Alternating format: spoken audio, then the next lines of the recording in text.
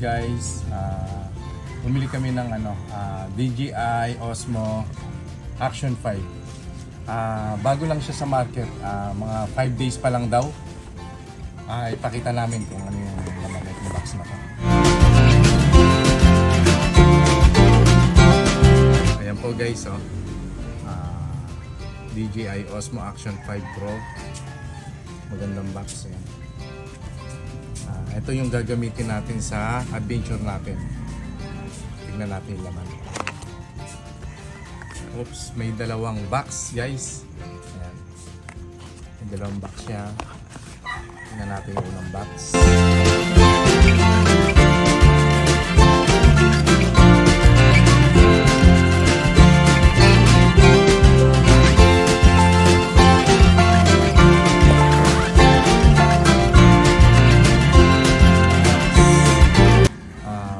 Tayong ano to? Magnetic rod to. Meron tayong Type C charger. Ayan guys. At meron din itong charging hub with 3 batteries guys. Charging hub with 3 batteries. Tapos meron tayong manual. Yan, sticker ng DJI manual. Yan. So guys. Tapos next box guys.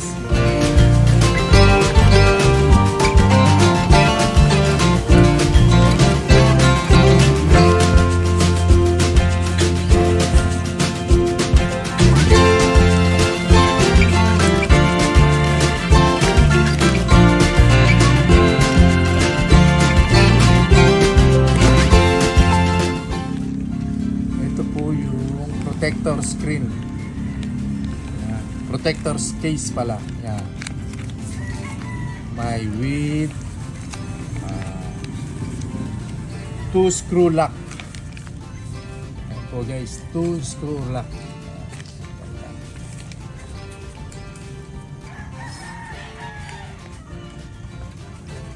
Magnetic mount. Ito po yung magandang protective case natin yan, ng para talagang ano siya, kahit mabasa, ayan, 100% na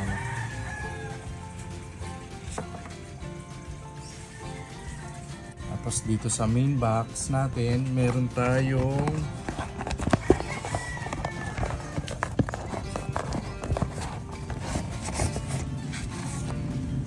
ng box, meron tayong stick rod.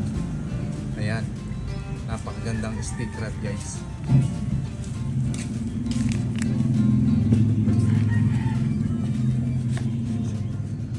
Tapos ito po yung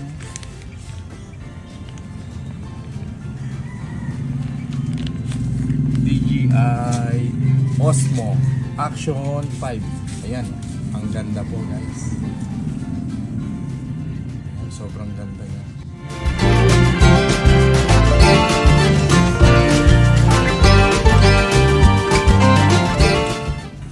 Sabi nila mga 5 days pa lang daw sa kanila yan sa market.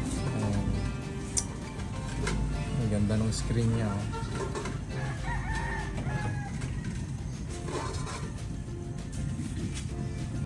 Napakagandang Action 5. Po guys, paglagay ng battery natin siguro dapat slide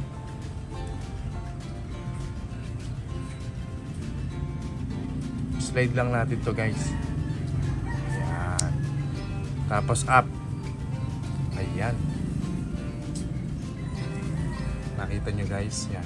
Meron tayong lalagyan ng memory dito guys, pero hindi pa ako nakakabili. Ayan. Siguro bibili ko pagka meron ng pera. Ayan, napakagandang ano. Tapos ito po yung guys yung battery hub. Ayan po. Yung battery hub natin.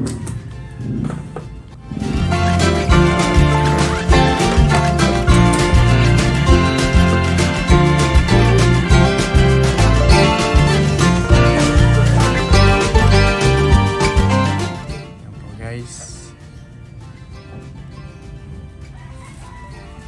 Gandang battery. Ganyan lang guys. Ganyan lang natin. Mabuti. Tapos ganun din. Slide din natin. Guys, sure nyo lang na guys na yung red na to talagang maipupush nyo. Talagang hindi nyo makikita guys.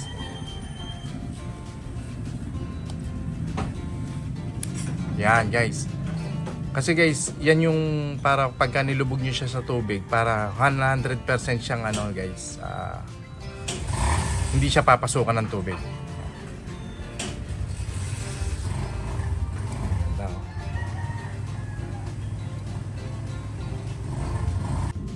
At syempre, may magnetic mount tayo guys. Napakagandang magnetic mount. Ayan. Para sa stick natin, sa long stick. Ayan, napakaganda. Yan magnetic. Ang tibay nito guys. Ayan.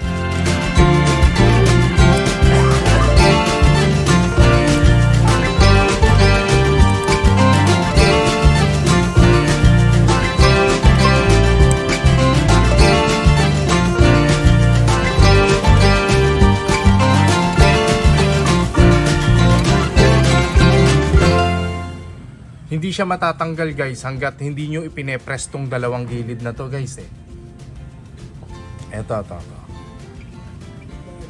Sobrang tibay niya. Pe-press nyo muna siya. Then, ayan Pe-press nyo muna yung dalawang gilid niya. Yan guys, bumili rin ako ng diving accessories kit. Bukod dun sa protective case natin nung Action 5 natin, bumili rin ako netong na to, diving accessories kit. Para safe talaga. Buksan natin guys.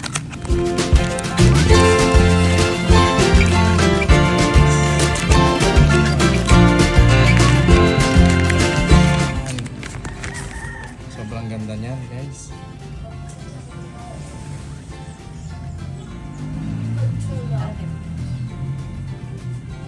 At syempre guys, sabi kasi nung namin yan guys, close na close siya, talagang siya parang plastic fiber ba to, plastic or yan, talagang close. Tinanong din namin guys, kahit na nakakabit siya sa Action 5, tinanong namin kung yung resolution ng picture kung medyo mababawasan. Sabi nila hindi naman daw mababawasan yung liwanag. Ang nito, safe yung Action 5. Kahit na nasa buhangin, malagyan siya ng buhangin, close na close siya guys. Ayan.